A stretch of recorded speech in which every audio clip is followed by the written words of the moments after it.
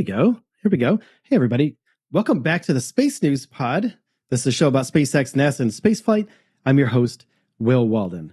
Today's episode is all about Starship going to the moon. And there are certain things that SpaceX has to do with Starship before they can send the Starship to the lunar surface for the Artemis missions. One of those things is a propellant transfer in Earth orbit. Another thing they have to do is IFT-4, which is the next flight of Starship. This video is brought to you by Current. It's a great bank. I use it myself, and I'll tell you more about that later on in the video. And they're in the process right now of readying Starship for the flight, readying the booster for the flight, and the FAA, SpaceX are both working together to check off items before they can actually send Starship to space again. Now, IFT-3 went really well according to SpaceX and also according to NASA. A NASA spokesperson said that SpaceX expects to launch Starship Super Heavy test flight by the end of May. That is incredible. If this is a turnaround, it's about a 1.5 month turnaround for a Starship launch. And if this keeps happening, we could possibly see a new Starship launch every single month. How wild would that be? I'm all for it. Now, we also have some more information about the lunar journey for Starship. This is the huge one. Low Earth orbit is big, but going to the moon is the first step to going to Mars. Now, they have to do a propellant transfer during a flight in order to show NASA that they are capable of sending a Starship to the moon. Now, this is important here because in the next year, by 2025, they want to be able to do this. So it's 2024 now, almost midway. And if they can do this by 2025, ship-to-ship propellant transfer demo, they're going to launch 2 Starships that will meet in low Earth orbit. And then they'll rendezvous and dock 2 Starships. 2 Starships will dock together. Then they'll transfer propellant between those 2 Starships. That's what they need to do. But before they do that, that's going to be in 2025. But before they do, let's roll back to 2024. The tipping point propellant transfer demo happened during Flight 3. This is confirmed by NASA. Propellant transfer demo, flight system review in 2024, confirmed and completed by SpaceX. And it's confirmed by NASA.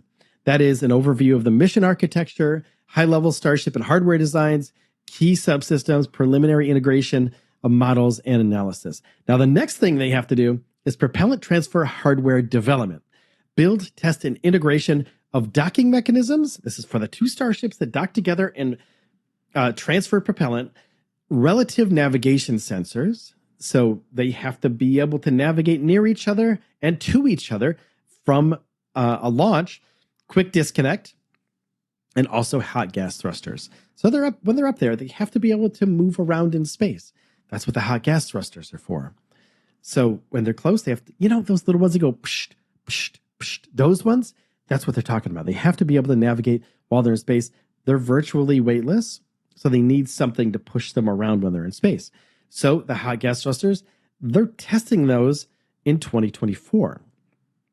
Now, that may be in a future launch. IFT-4, which is coming up by the end of May, which we were talking about before, they're going to do a test of the landing of the booster in the Gulf of Mexico. And also they're going to test a Starship coming back into orbit at the highest temperature that it can go.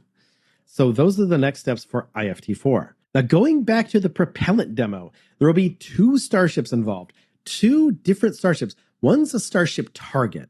This is a new thing. And then there's a Starship Chaser. Now let's go over the Target Starship first. It launches first. Then it receives propellant during the transfer, has active docking mechanisms, has passive relative navigation features, and also performs a deorbit burn. So when it's in orbit, it'll fly back down to Earth. This is important because IFT-4 is testing those systems. The deorbit burn is super important for this to work. Now there's a second Starship that's going up, the Starship Chaser, which launches second. It chases the target. Target goes first, the Chaser flies after it and catches it. It transfers the propellant to the target, has passive docking mechanisms. The other one had active, and has active relative navigation sensors and performs deorbit burn as well. So both of these starships will launch to orbit and both will come back down to Earth. That alone is a huge deal for Starship's lunar ambitions. So the ship-to-ship propellant transfer, let's go over it real quick. They're going to launch 2 starships, and then they can meet in orbit. They're going to rendezvous, dock together, and then they're going to transfer propellant between the 2 and then return to Earth and land on the Mechazilla at Starbase, Texas. That's in 2025. Now, after that, the Artemis missions will start the lunar architecture system for Starship. Starship and SpaceX have a 10-year lunar architecture capability study, the Luna 10, that's just been released. Lunar Surface Innovation Consortium, LSIC, was the first to break this. Now, we're going to go into this a little bit because there's a lot to cover here. I want to give you guys $50. Now, okay, hold on. I want to give you $50, but you have to do something. And this, you have to sign up for a Current account. It's Current, my bank. Okay. I've been with Current for years. They've treated me very well. And it's all done through the Current app. You don't ever have to go to a bank. But they are FDIC insured and they are very, very secure. There's checking accounts, savings accounts, teen accounts. You can buy crypto on there. Anything you want to do like a normal bank, but it's so much better than any bank interface you're used to. It's just so much simpler. That's why I use them. Everything else is easy. They actually have like a payday advance thing too. So if you need money before your paycheck comes in, they'll loan you the money until your check comes in. It's wild. They're a great bank, great institution, and they're sponsoring this channel. Now, if you want $50, use my link in the description and sign up for an account. You get $50. I get an affiliate $50. I got to make that clear to you that you make some money. I get some money too. It's free to sign up. And my link is in the description. If you use my link, that's the only way you can get the $50. So let's get back to spaceflight news. SpaceX designs, manufactures, and launches the world's most advanced rockets to enable Luna 10 and other commercial partners. Transportation, Starship. It's affordable. It's huge. You can take anything you want to on a Starship, basically. It'll be leveraged to enable Luna 10 and other commercial partners. So Luna 10 is SpaceX's 10-year ambitious plan to go to the moon and start the process of building on the moon too. A surface platform. We've never heard of this before. This is brand new to everybody. Post-landing, starships are large surface platforms that can provide services and host third-party equipment. So it can become something else once it lands. It's not a starship anymore. It becomes a platform. And that SpaceX brings its expertise and experience operating a fleet of 6,000 laser-linked Starlink satellites to lunar operations. So we know now, it's been confirmed by SpaceX that they're going to be used some sort of Starship and Starlink capabilities together on the lunar surface. And they go on to say that Starship is the most powerful launch vehicle right now, which is the truth, but they have a framework in mind for this. Transit and mobility is the Starship, communications is the Starlink, and third-party hosting and services. So when the Starship's landed on the moon, it can provide power and communications to third parties and possibly storage as well. So they want to be able to do this affordably. So affordable mass transfer between Earth and Moon is foundational to enabling sustainable lunar presence. Now, Starship will recoup R&D investments via a variety of other use cases, including terrestrial satellite launches. Satellite launches from the moon? Is that true? Could they do that? Okay, 3 Starship landings begin a robust lunar base. So it only takes 3 to start a lunar colony. Utility Starship. This is Starship 1. Hub for power, communications, data, and commodities storage. So this will power everything that comes after it. This is the hub. This is the utility. This is the thing that everybody needs in order to survive and thrive on the lunar surface. The rolling stock Starship. These are new starships, rovers, construction equipment, ISRU plants, and other site-specific payloads. So rovers, could we possibly see some sort of hybrid Starship and Tesla vehicle? Maybe. That would be great. construction equipment, things to make landing pads, possibly things to make roads, and also to level the lunar regolith so they can build a colony up there. Then habitation Starship is number 3. Speaking of colonies, serves as a crew habitat for the site. So they're going to land that, and then the crew will be able to use all of these tools to build on the moon.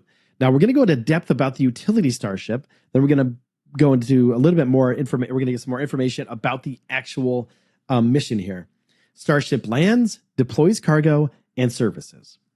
Pretty straightforward. Provides backhaul between Moon and Earth, which is great. Local connectivity through hosted payloads. Starship provides about 55 meters of height. So they're going to use this as communication as well. So provides on the order of tens of kilowatts to hosted payloads, and surface users can provide 100 plus kilowatts if configured. So that's the power the Starship has. Probably some sort of solar panels in this. I mean, there's going to be solar on the Starship itself, but they're probably going to build solar panels on the ground, on the lunar surface for the astronauts to use for future missions. Post-landing utility of lunar cargo delivery starships. Starship can deliver 100 plus tons of lunar cargo and remain as a surface asset itself. Edit this out. It can do numerous things. Propellant and fluid storage. Empty prop tanks provide fluid storage space, which could be other propellant, could be maybe water in the future if they empty it out. And this might not be drinking water. This could be for septic systems or things like that. Oxygen tanks hold about 1,000 tons of liquid oxygen. Could use tanks to store other liquid or gases. They could use it for methane boil off available for lunar surface users. So they're talking about people going to the moon with Starship. It's going to be, they have a whole plan for this. We know that they were planning on it, but we didn't know what the plan was until right now. Now, landed Starship surface platforms provide power, habitation, communications connectivity, fluid and commodity storage, components and materials. It'll be a way for humans to go to the moon, use rovers, use equipment, build on the moon's surface, and then set up a colony there so they can learn how to live in space. And then eventually, SpaceX could send people to Mars. This is how they test the Mars habitation. They do it on the moon first. If this works, within 10 years from now, we could possibly see a lunar surface base and also the beginnings of a Mars base. Let me know in the comments what you think about this. Do you think they could do this? Think they could do this lunar habitat? Do you think it's way too difficult? Or do you think that they could make a Mars base too? Let me know in the comments because I want to have a discussion about this. I think there is going to be differing opinions about this. Let yourself go wild there in the comments because there's a lot of information out there. And also, if you don't have really anything to say, the engagement is really important. So leave a comment with a rocket emoji or any emoji you want to, actually. And also, if you like this video, hit the thumbs up. It's what we do on YouTube. Leave a comment, of course, and also subscribe to the channel. Because not only will you get this channel, but you'll also get other spaceflight channels. Because YouTube will see that you liked the video about spaceflight. You'll also see that you subscribe to a channel about spaceflight and you commented about a spaceflight channel. So they're going to be sending you more and more SpaceX and Starship content in your feed from different creators, not just me. I get a little bit out of this because I got you as a homie now, as a friend. So now we can hang out and you can be part of this cool community. So become part of the pod squad and hit the sub button with maximum dynamic pressure. Take care, everybody. That's it for today. I'll see you in the next one.